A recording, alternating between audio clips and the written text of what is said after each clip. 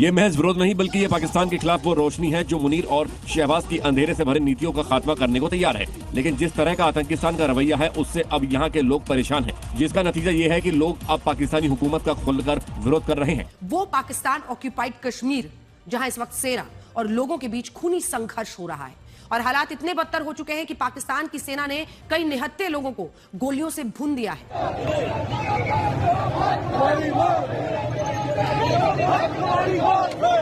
हम अपने हकूक मान गई है और कश्मीरियों के ऊपर गोलियां बरसाई जा रही हैं। पीओके से आपको बता दें, पाकिस्तान सरकार के खिलाफ विद्रोह तेज हो गया है। रावलकोट में तकरीबन 1.5 लाख प्रदर्शनकारी जुटे हैं। पाकिस्तान सरकार और सेना के खिलाफ नारेबाजी की जा रही है। रावलकोट से मुजफ्फराबाद जाएंगे प्रदर्शनकारी, कोटली और मीरपुर समेत कई इलाकों में मार्च किया जाएगा।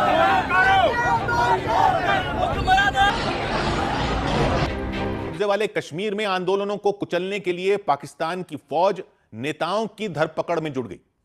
उसने JAAC यानी ज्वाइंट अवामी एक्शन कमेटी नाम के संगठन के 4 बड़े नेताओं पर इनाम घोषित कर दिया। पीओके जिसे पाकिस्तान अपनी जमीन बताने का दावा करता है, वहां पर आसिम मुनीर ने उसी जमीन को बेगुनाहों के खून से, उनके लहू से रंग दिया है। अपने हक मांगने सड़कों पर उतरे पाकिस्तान अधिकृत कश्मीर के लोग और उन लोगों पर जनरल डायर की तरह आसिम मुनीर ने सीधे गोलियां चलवा दी। पाकिस्तान की सेना ने पाकिस्तान ऑक्यूपाइड कश्मीर के लोगों पर जुल्म किए। जिस तरह से प्रोटेस्ट के दौरान लोगों को खुलेआम गोलियां मारी गईं, पाकिस्तानी सेना के आदेश पर सब कुछ हुआ। आंदोलन दबाने के लिए लोगों की जान तक ली गई। 27 लोगों का कत्ल कर दिया, 27 लोगों को मार दिया गया, 200 से ज्यादा लोग घायल हैं। पीओके में मचे इस कत्लेआम पर लोगों का गुस्सा और भड़क गया है। अब लोग अपनी मांगों के लिए शहादत देने के लिए भी तैयार दिख रहे हैं। जय हिंद दोस्तों, भारत एंड बियॉन्ड न्यूज में आप सभी का स्वागत है। तो दोस्तों, जैसे कि आप सभी को खबरों में देखने को मिल रहा होगी किस तरीके से पाकिस्तान के कब्जे वाले कश्मीर में अभी प्रोटेस्ट चल रहा है। ये प्रोटेस्ट पहले काफी ज्यादा शांति से चल रहा था, लेकिन अब पाकिस्तान की आर्मी ने इसे बंद कराने के लिए वहाँ पर गोलियां चलाना चालू कर दी है, जिससे की काफी ज्यादा लोगों की मौत हो रही है। पाकिस्तानी सरकार का इस तरीके से प्रोटेस्ट बंद कराने का तरीका देख वहाँ के प्रोटेस्टर जो है अब और भी ज्यादा भड़क गए हैं। इसी वजह से वहाँ पर वो प्रोटेस्टर लोग ये नारे लगाना चालू कर दिए कि हमें आजाद करो। पाकिस्तान के कब्जे वाले कश्मीर में चल रहा है ये प्रोटेस्ट अब इतना ज्यादा वायरल हो रहा है कि इंटरनेशनल मीडिया भी इसके बारे में बात करना चालू कर दिए हैं और इसी बात का पाकिस्तानी सरकार को डर था। इसी वजह से वो इस प्रोटेस्ट को बंद कराने की कोशिश कर रहे थे, जिसके लिए उन्होंने अफगानिस्तान पर भी अटैक किया था। लेकिन पाकिस्तान की ये कोशिश पूरी तरीके से नाकाम हो गई है और जो प्रोटेस्ट बंद कराने के लिए इनकी आर्मी ने वहाँ पर गोलियां चलाई थी और मासूमों की जान ली थी, उसकी वजह से प्रोटेस्टर्स और भी ज्यादा भड़क गए हैं। इसी वजह से अब उन लोगों ने और भी ज्यादा जोरों शोरों से प्रोटेस्ट करना चालू कर दिया है। ये प्रोटेस्ट अब पाकिस्तानी सरकार के हाथों से बाहर हो चुका है। इसी वजह से वहां पर आवाज उठाने वाले प्रोटेस्टर के जो मेन 4 लोग थे, उनको ना ही सिर्फ पाकिस्तानी सरकार भारतीय कह रही है, बल्कि उनके ऊपर पाकिस्तानी सरकार ने 1 करोड़ का इनाम भी कर दिया है। ये 4 लोग वहाँ का प्रदर्शन का नेतृत्व करने वाले संयुक्त अवामी एक्शन कमेटी के यानी कि JAAC के नेता है, जिनके सर पर अब 1 करोड़ का इनाम आ गया है। मतलब वहाँ की सरकार ने इनको वांटेड घोषित कर दिया है और जो भी इन्हें पकड़ाएगा या फिर इनके बारे में कोई भी खबर देगा, उन्हें पाकिस्तानी सरकार 1 करोड़ का इनाम देगी। मतलब अब आसिम मुनीर से ये प्रोटेस्ट कंट्रोल नहीं किया जा रहा है तो वो कुछ भी झूठी बातें फैला रहे हैं और साथ ही में अब प्रोटेस्ट को बंद कराने के लिए ऐसी हरकतें कर रहे हैं। मतलब पहले उन्होंने आम लोगों पर गोलियां चला दी और अब वहाँ के नेताओं को वांटेड भी घोषित कर दिया है। वैसे जितने जोरों शोरों से ये प्रोटेस्ट चल रहा है उसके हिसाब से अगर देखा जाए तो वहाँ की सरकार और आसिम मुनीर ज्यादा दिनों तक टिकने वाले नहीं है, क्योंकि अब वहाँ की आवाम बहुत ही ज्यादा गुस्से में आ गई है वहाँ की बढ़ती हुई महंगाई को देखते हुए। बाकी आप सभी का इस प्रोटेस्ट के बारे में क्या सोचना है, आप इस पर अपनी राय कमेंट में जरूर से बताइएगा और वीडियो अच्छी लगे तो वीडियो को लाइक और चैनल को सब्सक्राइब करना भी मत भूलिएगा। सर, सबसे पहले तो कश्मीर में इस वक्त सिचुएशन ठीक नहीं है और आप अगर इंडियन मीडिया की बात ना भी करें और सिर्फ कश्मीर के लोगों की बात करें तो मेरे पास 2-3 दिन में बहुत सी वीडियोस और बहुत सी ऐसी जो कह लीजिए फुटेजेस और चीजें आई हैं जो कि मुझे कश्मीर के ही लोगों ने भेजी हैं। कुछ ने लंदन से भेजी हैं, कुछ ने यहीं के कश्मीर से भेजी हैं और इस वजह से भी जो है वो जाहिर है कि भारत के साथ कश्मीर को लेकर हमारा एक डिस्प्यूट है, हमारा एक सिलसिला चला करता है, तो भारत तो उस बारे में बात करेगा, उन्हें तो आप रोक नहीं सकते।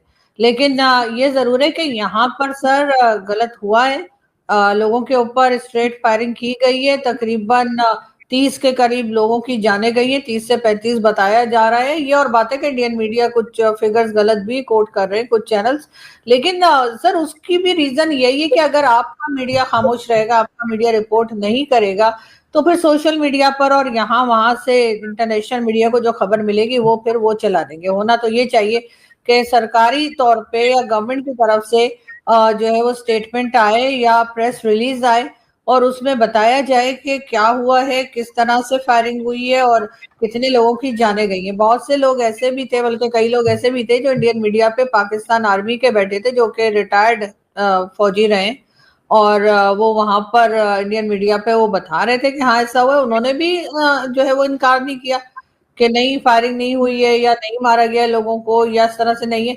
बल्कि वहां की तो ये तो खबर है सर कि रात के वक्त लाइट्स ऑफ कर दी गई और फिर स्ट्रेट फायर किया गया, जिससे जो पीसफुल प्रोटेस्ट चल रहा था उसके लोगों की जाने गई है। वो प्रोटेस्ट कर रहे हैं, प्रोटेस्ट करने दें। और इससे पहले भी 2023 में if I am not wrong, आपको याद होगा कि उस वक्त भी प्रोटेस्ट चला था, तब भी उठा के पहाड़ी से नीचे रेंजर्स को और पुलिस वालों को कश्मीर के लोग फेंक रहे थे। और इस वक्त भी कहा जा रहा है कि जी उनकी तरफ से तो कोई फायरिंग नहीं हुई है, उनके पास तो कोई हथियार नहीं थे, हथियार तो इस साइड पे थे। और अगर वो कोई डिमांड कर रहे हैं, वो और बात है, आपने माननी है आपने नहीं माननी है गवर्नमेंट ने, तो गवर्नमेंट बैठे बात करे और उसके बाद कोई हल निकाले। लोगों को जबरदस्ती ये कहना कि नहीं आप घर में जाएं, आप प्रोटेस्ट नहीं कर सकते, आप रोड पे नहीं आ सकते, तो फिर साफ कह दें कि ये डेमोक्रेटिक कंट्री नहीं है, डिक्टेटरशिप चल रही है। जो हामिद मीर और कई बड़े जर्नलिस्ट जो हैं वो तक कह रहे हैं कि जी वो चीजें जो हम गिनाया करते थे किसी जमाने में भारत के लिए कि जी इंटरनेट बंद कर दिया उन्होंने, मोबाइल सर्विसेज बंद कर दी उन्होंने, वो मार रहे हैं, वो गोलियां चला रहे हैं, वो ये कर रहे हैं, वो सब हमारे हुआ, सब कुछ हमारे कश्मीर में सर हुआ है। ये देखते हैं पीओजेके के अंदर जिस तरह से ऑपरेशन चल रहे हैं, आप देखिए किस तरह से पाकिस्तानी वहां पर किस तरह से चीजें कर रहे हैं, व्हाट आर दे डूइंग। यहाँ तक कि जॉइंट अवामी एक्शन कमेटी के एक मेंबर के लिए 1-1 करोड़ रुपए का इन लोगों ने इनाम लगा रखा है। टेंशन इतना जबरदस्त है रावलकोट और इन जगहों के अंदर जहां पर कर्फ्यू और ये सब चीजें चल रही हैं। और लोकल अनाउंसमेंट्स के हिसाब से अगर आप देखें, मॉस्क और जितने भी वहां पर लोग हैं वो पूरी तरह से लोगों को बोल रहे हैं कि घर के अंदर रहिए, बहुत हालत खराब हो रही है।